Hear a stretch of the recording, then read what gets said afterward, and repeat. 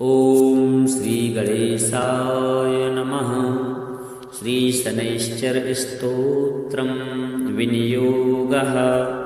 अस्य श्रीशनैश्चरस्तोत्रस्य दशरथऋषिः शनैश्चरो देवता तृष्टुप्छन्दः शनैश्चरप्रीत्यर्थं जपे विनियोगः। दशरथोवाच कोणान्तकोरोद्रयमूर्तिबभ्रू कृष्णः शनिः पिङ्गलमन्दशौरिः नित्यं स्मृतो यो हरते च पीडां तस्मै नमः श्रीरविनन्दनाय।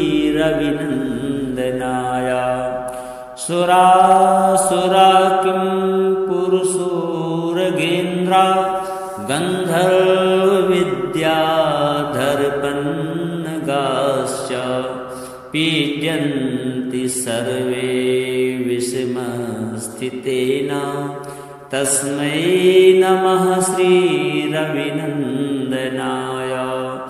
नरा नरेन्द्राः पशवो मृगेन्द्रा वन्याश्च ये कीटपतङ्गभृङ्गाः पीड्यन्ति सर्वे विषमस्थितेन तस्मै नमः श्रीरविनन्दनाय।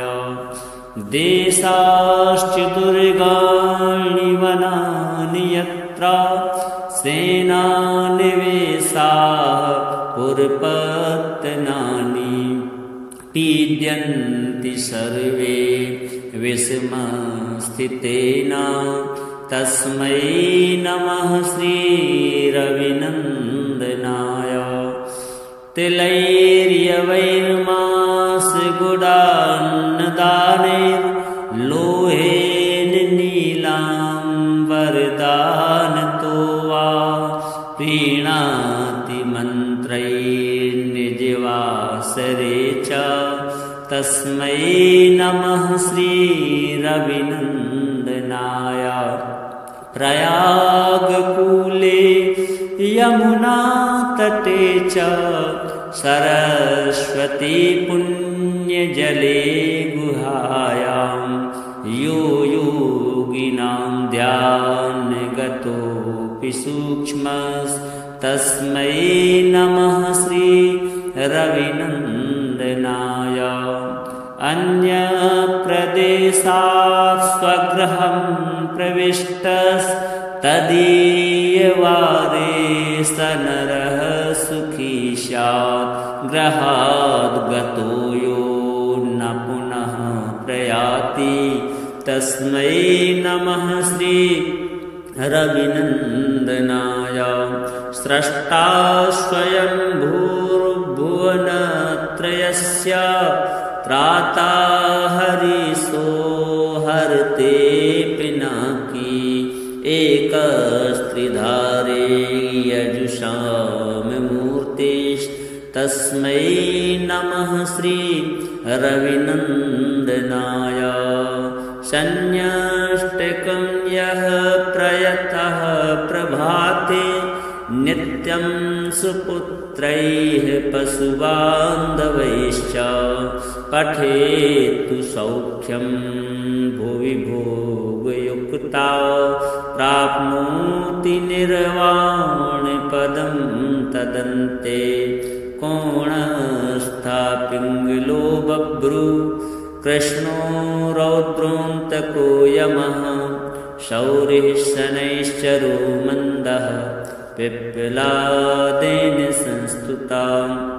एतानि दशनामानि प्रातरुत्थाय यः पठेत् शनैश्चरकृता पीडा न कदाचिद् भविष्यति।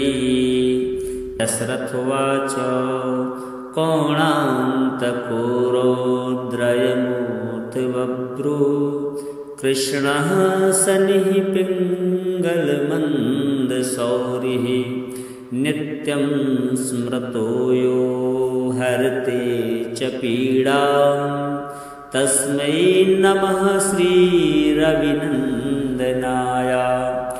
सुरासुरा किं पुरुषोरगेन्द्रा गन्धर्वविद्याधरपन्नगाश्च पीड्यन्ति सर्वे विषमस्थितेन तस्मै नमः श्रीरविनन्दनाय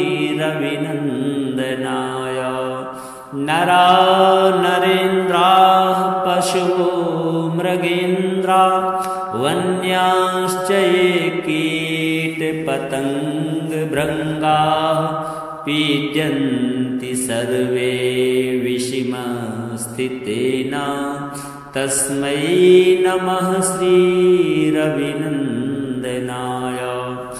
देशाश्चतुर्गाणि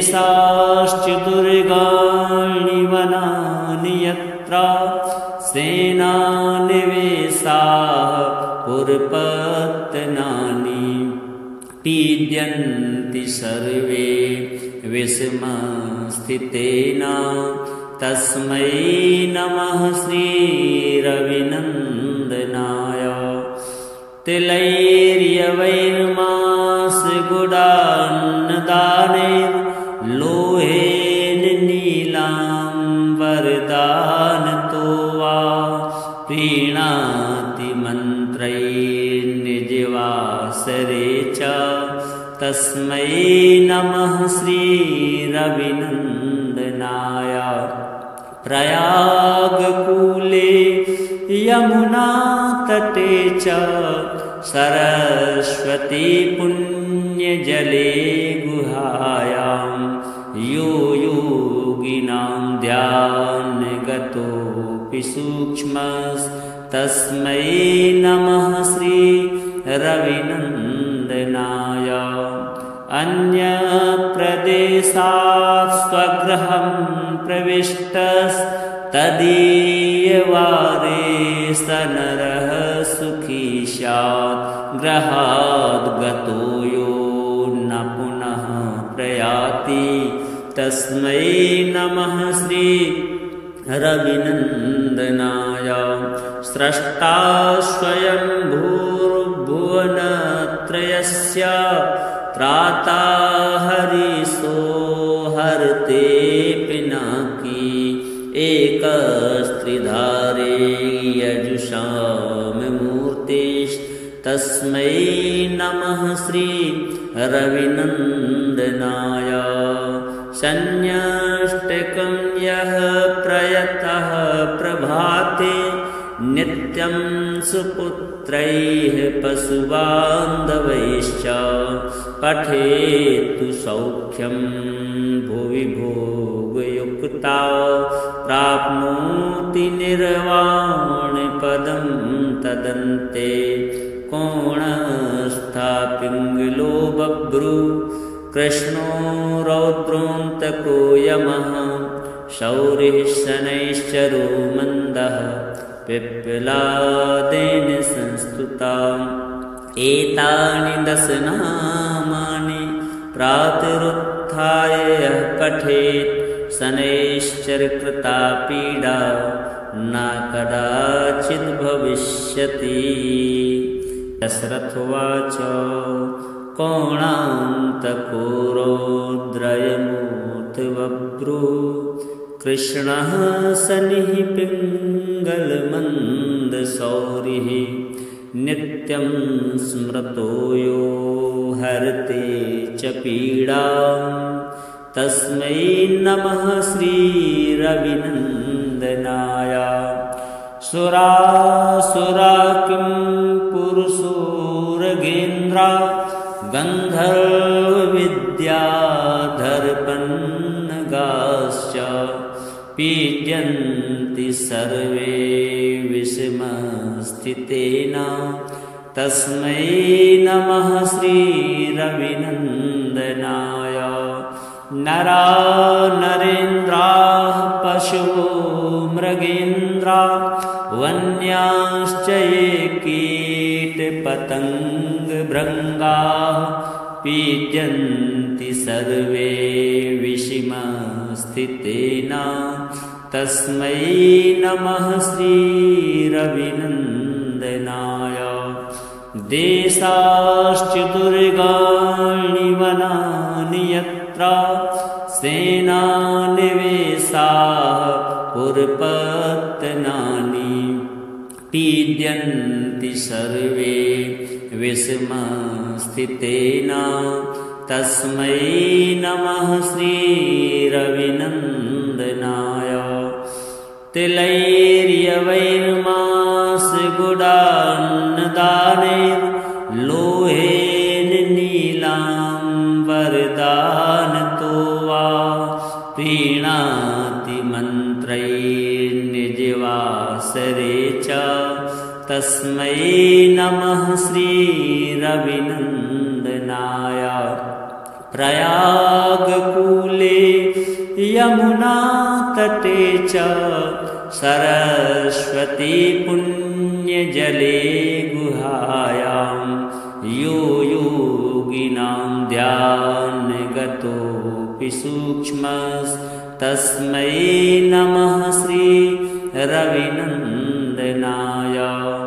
अन्यप्रदेशात् स्वगृहं प्रविष्टस्तदीयवारे स नरः सुखी स्यात् गृहाद् गतो यो न पुनः प्रयाति तस्मै नमः श्रीरविनन्दनाय स्रष्टा स्वयं भूर्भुवनत्रयस्य त्राता हरिसो हरते पिनाकी एकस्त्रिधारे यजुषां मूर्तिस्तस्मै नमः श्रीरविनन्दनाय संन्यष्टकं यः प्रयतः प्रभाते नित्यं सुपुत्रैः पशुबान्धवैश्च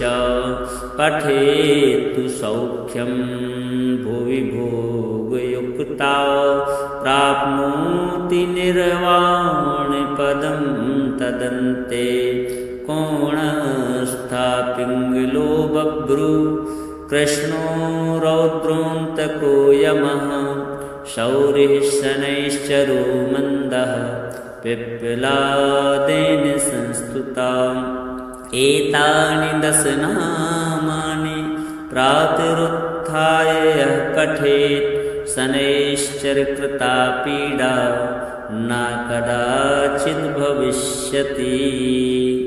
दशरथोवाच कोणान्तको रौद्रयमूर्त बभ्रुः कृष्णः शनिः पिङ्गलमन्दशौरिः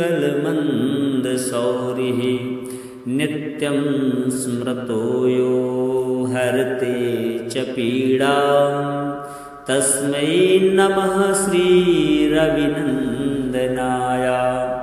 सुरासुरा किं पुरुषोरगेन्द्रा गन्धर्वविद्याधरपन्नगाश्च पीड्यन्ति सर्वे विषमस्थितेन तस्मै नमः श्रीरविनन्दनाय। नरा नरेन्द्राः पशवो मृगेन्द्रा वन्याश्च ये कीटपतङ्गभृङ्गाः पीड्यन्ति सर्वे विषमस्थितेन तस्मै नमः श्रीरविनन्दनाय। देशाश्चतुर्गाणि वनानि यत्र सेनानिवेशाः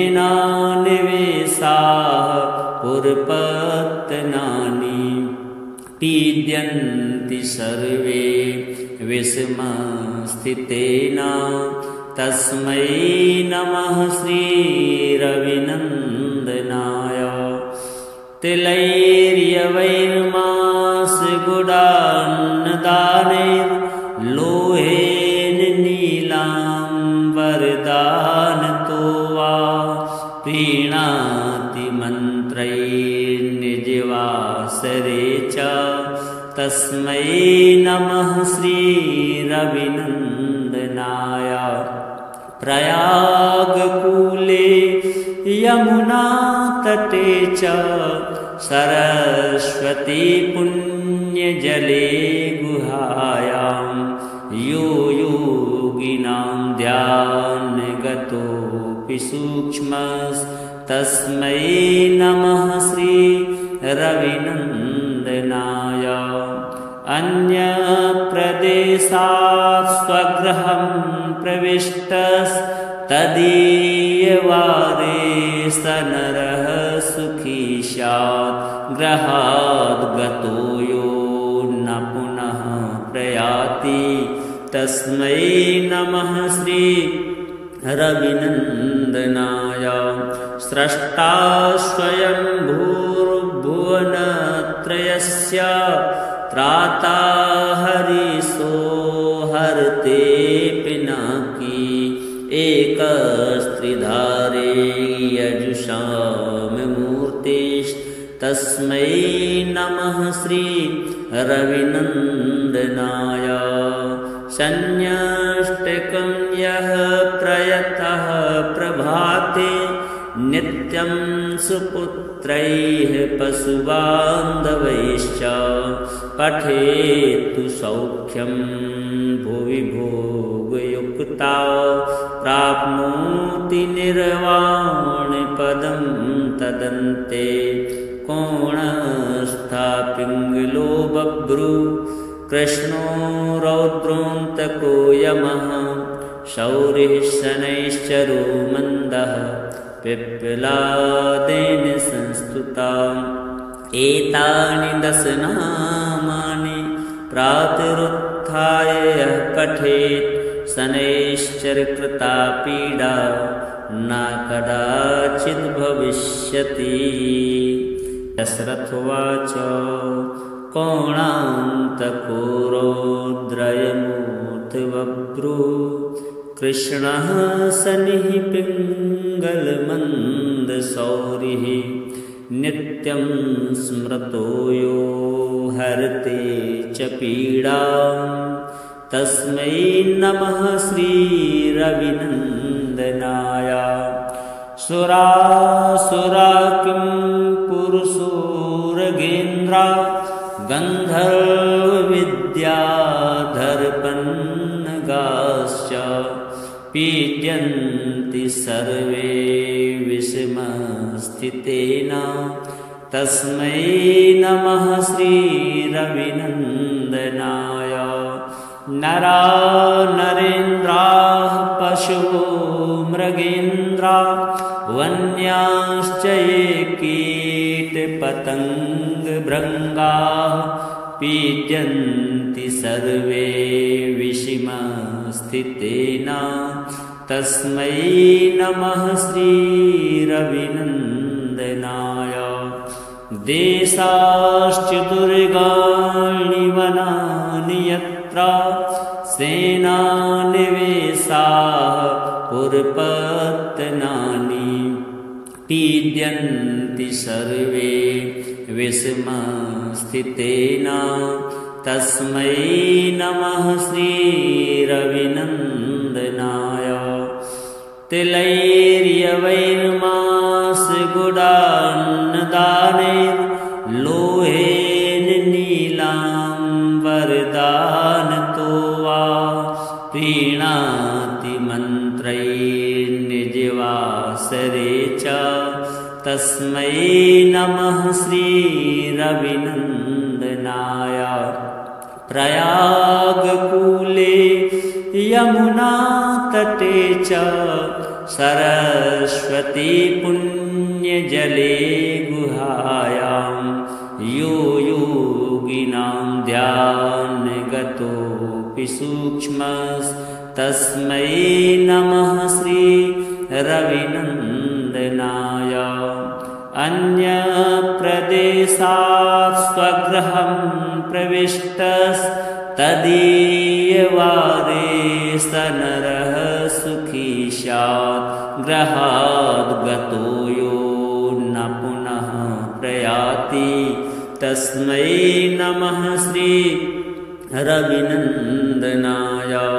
स्रष्टा स्वयं भूर्भुवनत्रयस्य भुवनत्रयस्य त्राता हरिसो हरते पिनाकी एकस्त्रिधारे यजुषां मूर्तिस्तस्मै नमः श्री रविनन्दनाय सन्न्यष्टकं यः प्रयतः प्रभाते नित्यं सुपुत्रैः पशुबान्धवैश्च पठेत्तु सौख्यं भुवि भोगयुक्ता प्राप्नोति निर्वाणपदं तदन्ते कोणस्थापिङ्गलो बभ्रु कृष्णो रौद्रोऽन्तको यमः शौरिः शनैश्चरो मन्दः पिप्पलादेन संस्तुता एतानि दश नामानि प्रातरुत्थाय यः पठेत् शनैश्चरकृता पीडा न कदाचिद् भविष्यति।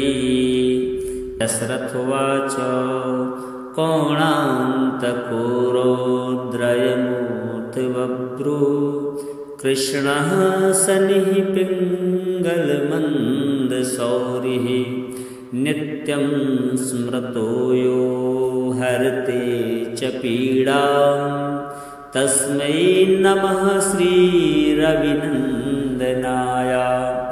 सुरासुरा किं पुरुषोरगेन्द्रा गन्धर्वविद्याधरपन्नगाश्च पीड्यन्ति सर्वे विषमस्थितेन तस्मै नमः श्रीरविनन्दनाय। नरा नरेन्द्राः पशवो मृगेन्द्रा वन्याश्च ये कीटपतङ्गभृङ्गाः पीड्यन्ति सर्वे विषमस्थितेन तस्मै नमः श्रीरविनन्दनाय। देशाश्च दुर्गाणि वनानि यत्र सेनानिवेशाः पुरपत्तनानि पीड्यन्ति सर्वे विषमस्थितेन तस्मै नमः श्रीरविनन्दनाय। तिलैर्यवैर्मांसगुडान्नदानैर्लोहेन नीलाम्बरदानतो वा प्रीणाति मन्त्रैर्निजवासरे च तस्मै नमः श्रीरविनन्दनाय। प्रयागकूले यमुनातटे च सरस्वती पुण्यजले गुहायां यो योगिनां ध्यानगतोऽपि सूक्ष्मस्तस्मै नमः श्रीरविनन्दनाय। अन्यप्रदेशात् स्वगृहं प्रविष्टस्तदीयवारे स नरः सुखी स्यात् गृहाद् गतो यो न पुनः प्रयाति तस्मै नमः श्रीरविनन्दनाय। स्रष्टा स्वयंभूर्भुवनत्रयस्य त्राता हरिसो हरते पिनाकी एकस्त्रिधारे यजुषां मूर्तिस्तस्मै नमः श्रीरविनन्दनाय। सन्न्यष्टकं यः प्रयतः प्रभाते नित्यं सुपुत्रैः पशुबान्धवैश्च पठेत्तु सौख्यं भुवि भोगयुक्ता प्राप्नोति निर्वाणपदं तदन्ते कोणस्थापिङ्गलो बभ्रु कृष्णो रौद्रोऽन्तको यमः शौरिः शनैश्चरो मन्दः पिप्पलादेन संस्तुताम् एतानि दश नामानि प्रातरुत्थाय यः पठेत् शनैश्चरकृता पीडा न कदाचिद् भविष्यति। दशरथोवाच कोणान्तको रौद्रयमूर्त बभ्रुः कृष्णः शनिः पिङ्गलमन्दशौरिः नित्यं स्मृतो यो हरते च पीडां तस्मै नमः श्रीरविनन्दनाय। सुरासुरा किं पुरुषोरगेन्द्रा गन्धर्वविद्याधरपन्नगाश्च पीड्यन्ति सर्वे विषमस्थितेन तस्मै नमः श्रीरविनन्दनाय। नरा नरेन्द्राः पशवो मृगेन्द्रा वन्याश्च ये कीटपतङ्गभृङ्गाः पीड्यन्ति सर्वे विषमस्थितेन तस्मै नमः श्रीरविनन्दनाय। देशाश्च दुर्गाणि वनानि यत्र सेनानिवेशाः पुरपत्तनानि पीड्यन्ति सर्वे विषमस्थितेन तस्मै नमः श्रीरविनन्दनाय। तिलैर्यवैर्मांसगुडान्नदानैर्लोहेन नीलाम्बरदानतो वा प्रीणाति मन्त्रैर्निजवासरे च तस्मै नमः श्रीरविनन्दनाय। प्रयागकूले यमुनातटे च सरस्वती पुण्यजले गुहायां यो योगिनां ध्यानगतोऽपि सूक्ष्मस्तस्मै नमः श्रीरविनन्दनाय। अन्यप्रदेशात् स्वगृहं प्रविष्टस्तदीयवारे स नरः सुखी स्यात् गृहाद् गतो यो न पुनः प्रयाति तस्मै नमः श्रीरविनन्दनाय। स्रष्टा स्वयंभूर्भुवनत्रयस्य त्राता हरिसो हरते पिनाकी एकस्त्रिधारे यजुषां मूर्तिस्तस्मै नमः श्रीरविनन्दनाय।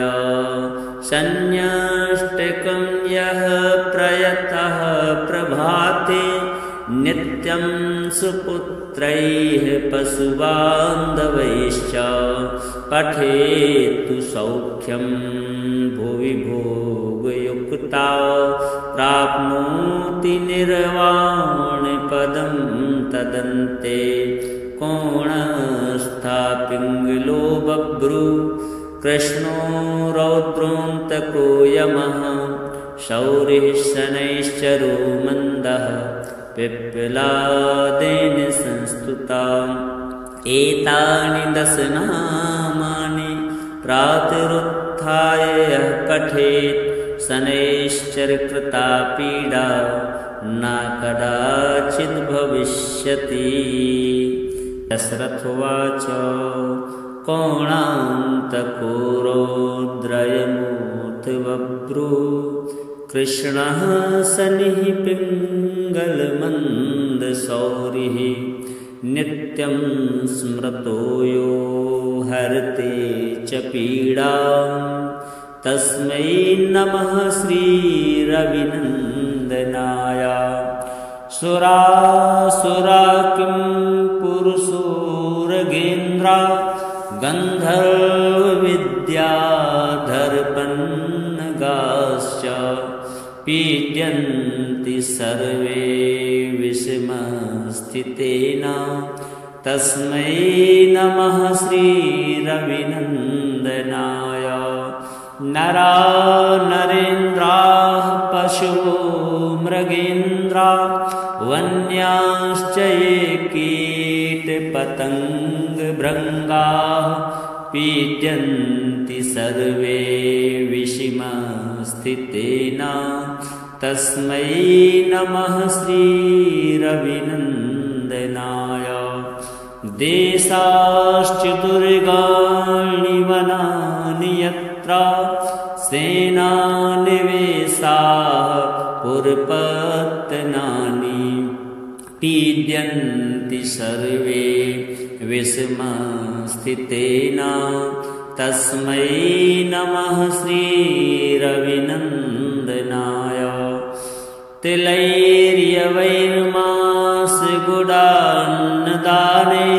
तिलैर्यवैर्मांसगुडान्नदानैर्लोहेन नीलाम्बरदानतो वा प्रीणाति मन्त्रैर्निजवासरे च तस्मै नमः श्रीरविनन्दनाय प्रयागकूले यमुनातटे च सरस्वती पुण्यजले गुहायां यो योगिनां ध्यानगतोऽपि सूक्ष्मस्तस्मै नमः श्रीरविनन्दनाय अन्यप्रदेशात् स्वगृहं प्रविष्टस्तदीयवारे स नरः सुखी स्यात् गृहाद् गतो यो न पुनः प्रयाति तस्मै नमः श्रीरविनन्दनाय स्रष्टा स्वयं भूर्भुवनत्रयस्य त्राता हरिसो हरते पिनाकी एकस्त्रिधारे यजुषां मूर्तिस्तस्मै नमः श्रीरविनन्दनाय संन्यष्टकं यः प्रयतः प्रभाते नित्यं सुपुत्रैः पशुबान्धवैश्च पठेत्तु सौख्यं भुवि भोगयुक्ता प्राप्नोति निर्वाणपदं तदन्ते कोणस्था पिङ्गलो बभ्रु कृष्णो रौद्रोऽन्तको यमः शौरिः शनैश्चरो मन्दः पिप्पलादेन संस्तुता एतानि दशनामानि प्रातरुत्थाय यः पठेत् शनैश्चरकृता पीडा न कदाचिद् भविष्यति। दशरथोवाच कोणान्तको रौद्रयमूर्तिबभ्रू कृष्णः शनिः पिङ्गलमन्दशौरिः नित्यं स्मृतो यो हरते च पीडां तस्मै नमः श्रीरविनन्दनाय सुरासुरा किं पुरुषोरगेन्द्रा गन्धर्वविद्याधरपन्नगाश्च पीड्यन्ति सर्वे विषमस्थितेन तस्मै नमः श्रीरविनन्दनाय नरा नरेन्द्राः पशवो मृगेन्द्रा वन्याश्च ये कीटपतङ्गभृङ्गाः पीड्यन्ति सर्वे विषमस्थितेन तस्मै नमः श्रीरविनन्दनाय देशाश्चतुर्गाणि वनानि यत्र सेनानिवेशाः पुरपत्तनानि पीड्यन्ति सर्वे विषमस्थितेन तस्मै नमः श्रीरविनन्दनाय तिलैर्यवैर्मासगुडान्नदानैर्लोहेन नीलाम्बरदानतो वा प्रीणाति मन्त्रैर्निजवासरे च तस्मै नमः श्रीरविनन्दनाय प्रयागकूले यमुनातटे च सरस्वती पुण्यजले गुहायां यो योगिनां ध्यानगतोऽपि सूक्ष्मस्तस्मै नमः श्रीरविनन्दनाय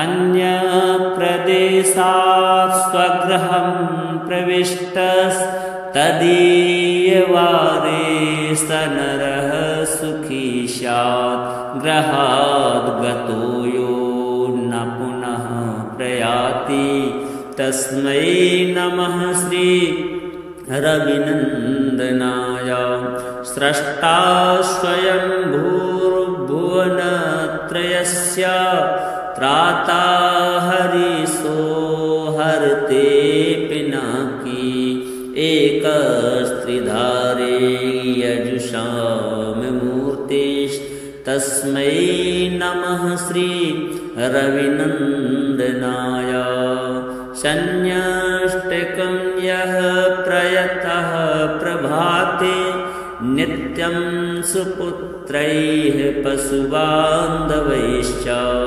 पठेत्तु सौख्यं भुवि भोगयुक्ता प्राप्नोति निर्वाणपदं तदन्ते कोणस्था पिङ्गलो बभ्रु कृष्णो रौद्रोऽन्तको यमः शौरिः शनैश्चरो मन्दः पिप्पलादेन संस्तुता एतानि 10 नामानि प्रातरुत्थाय यः पठेत् शनैश्चरकृता पीडा न कदाचिद् भविष्यति। दशरथोवाच कोणान्तको रौद्रयमूर्त बभ्रू कृष्णः शनिः पिङ्गलमन्दशौरिः नित्यं स्मृतो यो हरते च पीडां तस्मै नमः श्रीरविनन्दनाय। सुरासुरा किं पुरुषोरगेन्द्रा गन्धर्वविद्याधरपन्नगाश्च पीड्यन्ति सर्वे विषमस्थितेन तस्मै नमः श्रीरविनन्दनाय।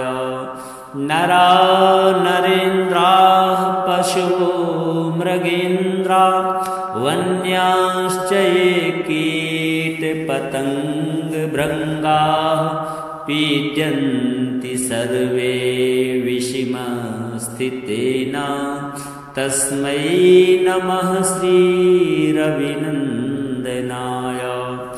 देशाश्चतुर्गाणि वनानि यत्र सेनानिवेशाः पुरपत्तनानि पीड्यन्ति सर्वे विषमस्थितेन तस्मै नमः श्रीरविनन्दनाय। तिलैर्यवैर्मासगुडान्नदानैर्लोहेन नीलाम्बरदानतो